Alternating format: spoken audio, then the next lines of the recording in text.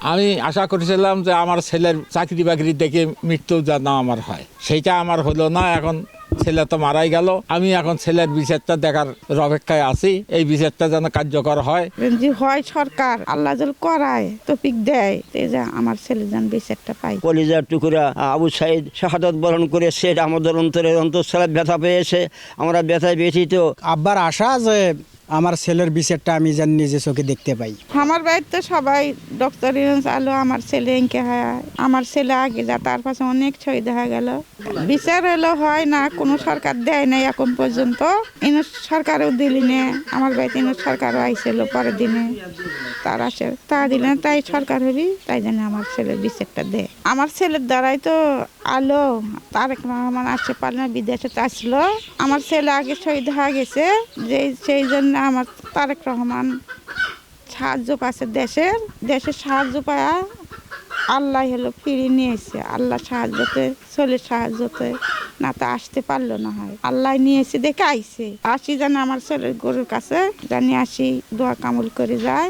ভালোই না গেছে দেশের হলো আর্যপতি সরকার, তাই যে আল্লাহ জানি রক্ষে জানে, আল্লাহ জানি সম্মানটা দেয়, আল্লাহ জানি সম্মান রক্ষে করে। যে হয় সরকার আল্লাহ যেন করায় তৌফিক দেয়, যে আমার ছেলে যেন বিচারটা পাই, এলাকার জানি গরিব মানুষের ঘরে উন্নতি করে, এটাই চাওয়া। তারেক রহমান আমার বাড়িতে যে আসতেছে আমি অত্যন্ত খুশি, কিন্তু আমার ছেলের বিচারটা এখনো দেখা গেল না।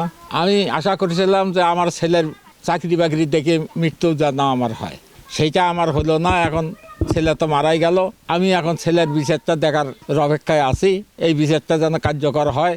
তাছাড়া ফেসিবাদ যে ফাঁসির হুকুম হলো, সে ফেসিবাদকে নিয়ে এসে দেশত নিয়ে এসে তার বিচার কার্যক্রম শুরু করা হোক। সরকারের কাছে ওই বিচারের দাবি আমার, তারেক রহমানের কাছে বিচারের দাবি আমার। আর কি চাবো, তারেক রহমান যে আমার কি দিবি তা দিবি, সেটা আমার কোনো নাই, বিচার চাই আমি। আর চাওয়া পত্রটা কি ওই ছেলে নাতির বিচার চাই, এটাই আমার চাওয়া পাওয়া। আবু সাইদ আমার নাতি হয়, খুবই ভালো আসলো, তাই জীবন দিয়েছে জনগণের নিয়ে জীবনটা দিছে। তার রহমান আসে তাতে খুব খুশি, আমরা এলাকার লোকও খুশি, ও আমার পরিবারেরাও সবাই খুশি। আমি আবু সাইদের বড় ভাই, তারেক রহমান যে আমাদের বাড়ি আসতেছে আমরা অনেক খুশি। আমাদের পরিবারে আমরা নিম্ন শ্রেণীর পরিবার, আমাদের বাড়ি হইতে অনেক কষ্ট করে আমরা দুটো ছেলে শহরে পাঠাইছিলাম। সেটা হলো আমার ছোট ভাই আবু সাইদ আর আমার ছেলে উমর ফারুক। এই দুই ছেলে অনেক কষ্ট করে আমরা পড়াশোনার জন্য শহরে পাঠাইছিলাম।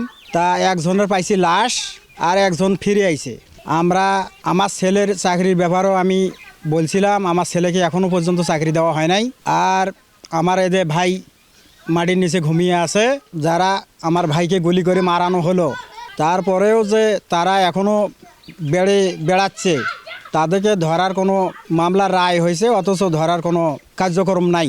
সেটা আমরা দেখতে চাই যে তাদের যারা আমার ভাইকে মারছে তাদের বিচার দেখতে চাই আমরা। আমার পরিবারের আব্বা এখন পড়ায় অসুস্থ, যাই হোক আব্বার আশা যে আমার ছেলের বিচারটা আমি যেন নিজে চোখে দেখতে পাই। আবু সাইদ মারা যাওয়াতে আমরা অনেক দুঃখ কষ্ট বেদনা পাচ্ছি, কেননা অবিয়াস ছেলে, সে অনেক আশা করিয়া শিক্ষা অর্জন করছিল, সে তার মনের বাসনা পূর্ণ হয় নাই। ফয়সাল সরকার সে তাকে অর্ডার দিয়া ওনার শূন্য দিয়া গুলি করিয়া তাকে হত্যা করা হয়েছে। আমাদের এই প্রত্যন্ত গ্রাম অঞ্চলে আমাদের দেশের একজন সর্বশ্রেষ্ঠ নেতা এবং রাজনীতিবিদ, এবং যার নেতৃত্বে গণতন্ত্রের জন্য দীর্ঘদিন থেকে জনগণের প্রত্যাশা এই দেশে গণতন্ত্র প্রতিষ্ঠিত হবে, এই গণতন্ত্রের মাধ্যমে দেশের মানুষ শান্তি পাবে, সেই প্রত্যাশা সামনে নিয়ে আমাদের জননেতা জনাব তারেক রহমান সাহেব যদি আমাদের এই পল্লীগ্রামে আসে, সেটা আমাদের জন্য বিশেষ গৌরবের বিষয়,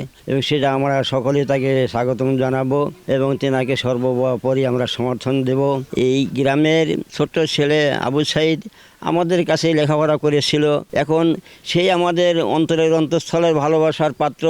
আমাদের আশা ছিল সেই ছেলে বেঁচে থাকলে আমাদের গ্রামের কল্যাণ হবে, আমাদের সমাজের মঙ্গল হবে, দেশের শান্তি প্রতিষ্ঠিত হবে। সে একজন নীতিবান ছেলে, শিক্ষিত হলে তার দ্বারা আমাদের অনেক আশা ভরসা ছিল, কিন্তু এক স্বৈরাচার সরকারের দুর্নীতির কারণে, তাদের জুলুম নির্যাতনের কারণে আমাদের সেই কলিজার টুকরা আবু সাইদ শাহাদত বরণ করেছে। এটা আমাদের অন্তরের অন্তঃস্থলে ব্যথা পেয়েছে, আমরা ব্যথায় ব্যথিত।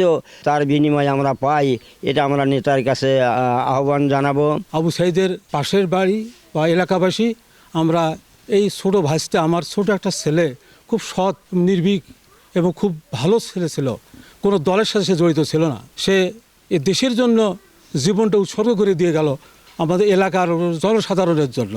আমরা চাই তার আশা, তার যে দাবি ছিল, এটা যেন বাস্তবায়ন হয়। বিএনপির ভারপ্রাপ্ত চেয়ারম্যান তারেক রহমান, যিনি দীর্ঘ 17 বছর পর এই দেশের মাটিতে পা দিয়েছেন গত 25শে ডিসেম্বর। উনি পা দেওয়ার পরেই এই জুলাই পরবর্তী যে বাংলাদেশ, সে বাংলাদেশের দায়িত্ব নেওয়ার জন্যই সুদূর প্রবাসে দীর্ঘদিন অতিবাহিত করার পর দেশে আসছেন। আমরা চাই তার নেতৃত্বে এই বাংলাদেশ নতুনভাবে ফিরে দাঁড়াবে। উনি আগামী 12ই ফেব্রুয়ারি শহীদ আবু সাইদের কবর জিয়ারত করার জন্য আসতেছে আমাদের বাড়িতে, পরিবারের সদস্যের সাথে সাক্ষাৎ করবেন। আবু সাইদ মারা গেছে, ইনি ইসলামের কান্ডারি হয়ে থাকবে, সারা জীবন মানুষের মনে চিরস্মরণীয় হয়ে থাকবে ইনশাল্লাহ। আমাদের বীরশ্রেষ্ঠ শহীদ আবু সাইদ 16 জুলাই মারা গেছে। কয়েকবার আসার চেষ্টা করছি, হয়তো সময় হয়নি। আজকে যে আমার সঙ্গে একজন শিক্ষক আসছেন, ওনার সঙ্গে আসলাম, আসি দেখলাম আসলে বিষয়টা অনেক মর্মান্তিক, যে আমাদের একটা দেশের জন্য, মানে জুলাই অভ্যুত্থানকে কেন্দ্র করে একজন ছাত্র আমাদের মতো মারা গেছে। আর তারেক রহমান এখানে আসতেছেন, এটাও একটা আনন্দঘন মুহূর্ত। রংপুর পীরগাছা, তো এখানে আসার মূল উদ্দেশ্য হচ্ছে শহীদ আবু সাইদ ভাইয়ের সমাধিস্থলটা পরিদর্শন প্লাস কবর জিয়ারতের জন্য। আমরা চাই যে শহীদ আবু সাইদ ভাই যে কারণে জীবনটা দিছেন, সেই বিষয়টা যেন পুরো দেশ এবং বাসীর কাছে, মানে পুরো বিষয়টা যেন উন্মোচন এবং উদ্ঘাটন হয়ে আসে।